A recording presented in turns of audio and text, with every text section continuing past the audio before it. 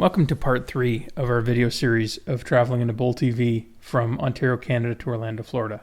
In part 1, we focused on the drive down to Orlando. Part 2, we focused on actually being in Florida and driving around, getting around in Florida. This part 3 segment will focus on getting back to Ontario, Canada from Florida.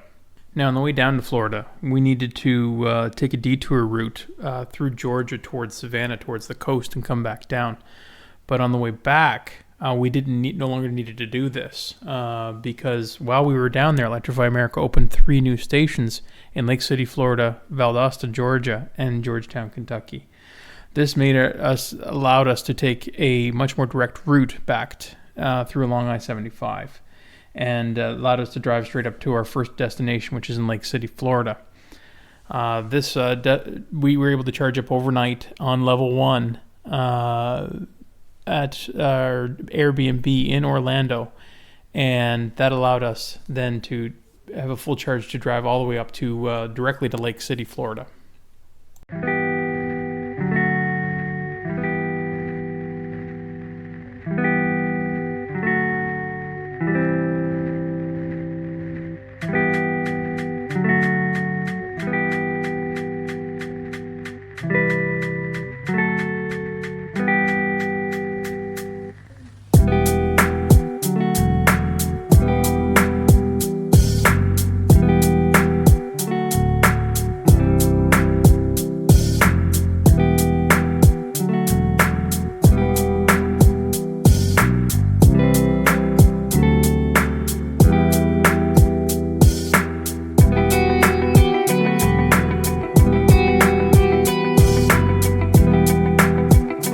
Our next stop is Valdosta, Georgia. We might have been able to make it directly here from Orlando, Florida, but would have been cutting it very close. So we decided to stop in Lake City first and do a quick charge there first just to get us to Valdosta. But this was just a short hop to get over to Valdosta.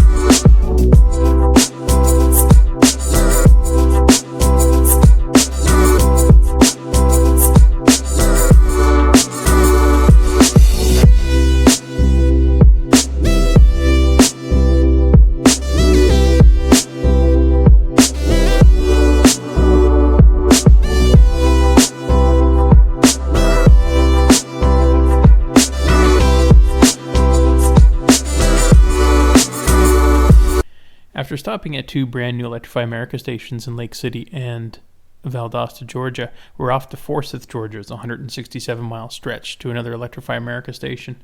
Forsyth was one of our stops on the way down, and our more direct route allowed us to hit Forsyth in just a couple stops on the way back.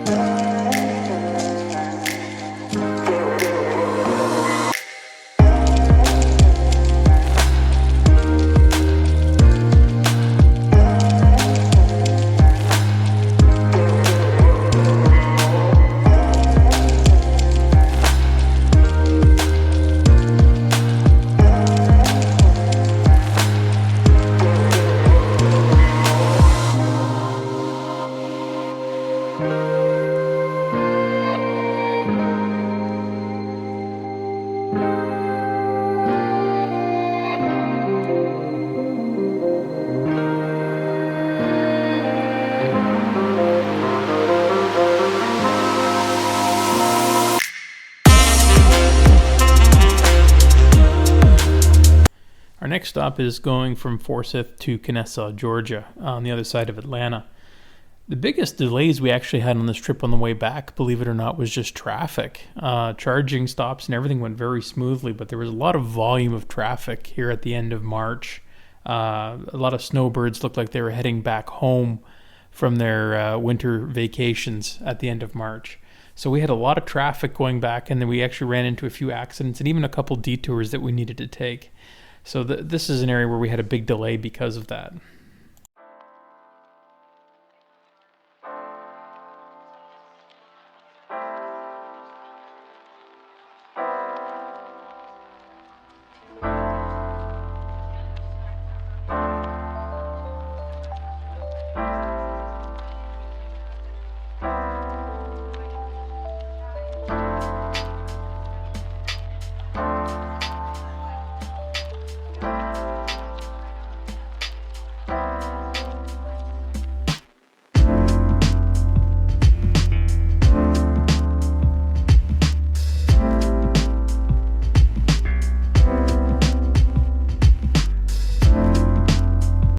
Unfortunately, my camera ran out of battery, so I wasn't able to record the next couple of segments. However, our next journeys from Kennesaw to Chattanooga, the Electrify America station there, and then the next stop from Chattanooga to Knoxville and the hotel there went pretty smoothly. The hotel had level 2 charging stations, and they were available when we arrived. There was a couple that were iced, but they had 4 J1772 level 2s, and they had 6 Tesla destination chargers, and 2 of them were blocked, but most of the rest were available. We arrived at our hotel in Knoxville at about 11:30 that night, and we managed to get a good night's sleep and a full charge overnight at the level 2 charging station. The next drive after that was going from Knoxville up to Williamsburg, Tennessee. And here again, just coming out of Knoxville, we had a bad accident as well too, and some delays coming out of that. But we managed to make it to Williamsburg with no issues whatsoever.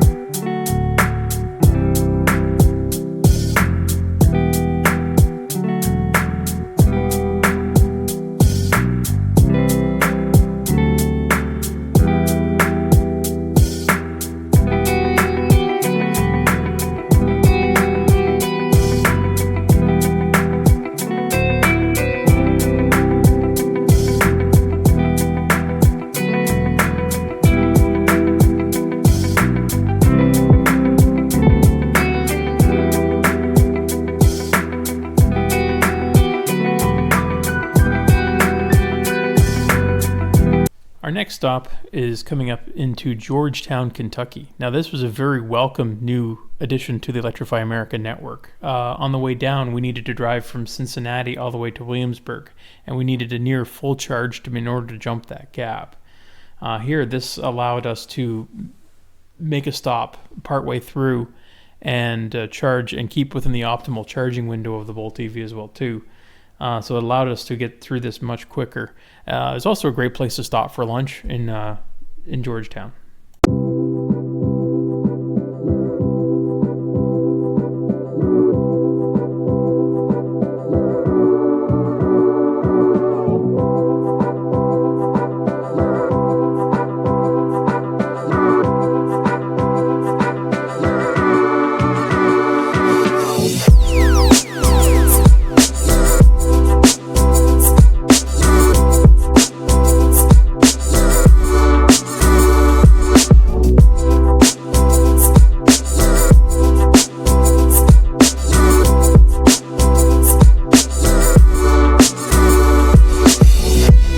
After having a good lunch in Georgetown, we were off to Westchester, Ohio, which is just north of Cincinnati. Because of the new Electrify America station in Georgetown, this allowed us to get enough range that we were able to completely jump over Cincinnati to the north end and allowed us to get a little further up. We were also noticing around this time that the temperatures were starting to drop quite a bit as we were going north. and we would be getting into environments now where the temperature would be getting close to the freezing point.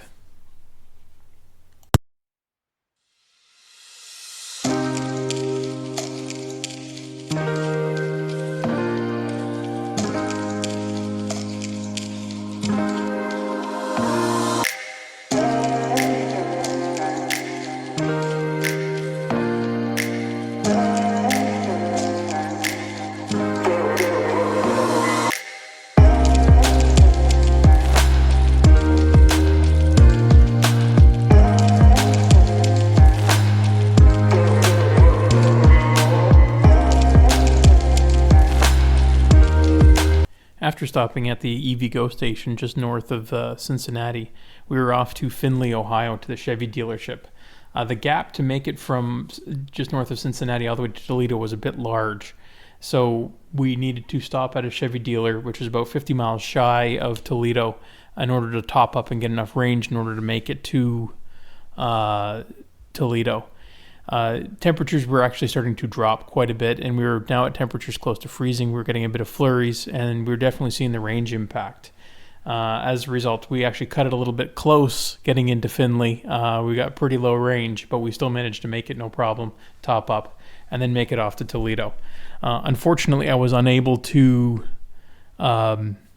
record these two segments. I just simply forgot to record them. We got into Toledo also relatively late at the time, so the university was closed, but there was a 7-Eleven down the street from the charging station where there was a Greenlots. We were charging at a Greenlots charger, and that all went fine as well too.